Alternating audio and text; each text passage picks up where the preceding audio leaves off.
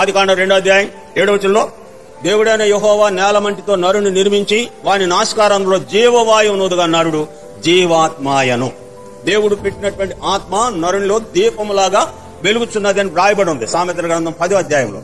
కాబట్టి వీళ్ళరా ఆయన పోలిక చొప్పున ఆయన స్వరూపమందు ఆయన ఆత్మను అనుగ్రహించిన దేవుడు మనుషుడు తన అవిధేయత వలన చేసినటువంటి పాపము వలన నిత్య నరకాగ్నికి వెళుతూ ఉంటుండగా దేవుడు మనుషులను ప్రేమించి ఆయన సన్నిధికి పిలుస్తున్నట్లుగా ఈ వాక్య భాగంలో చూస్తాం. అందుకే ఏమంటే నరులను మన పోలిక చొప్పున మన స్వరూపమందు చేయుదుము.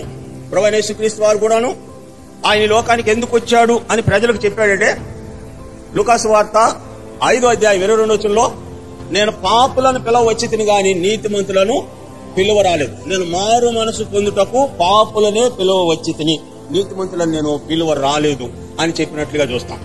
కాబట్టి ఇక్కడ రెండవది గాన దేవుడే సంపూర్ణంగా మిమ్మల్ని పరిశుద్ధపరచును.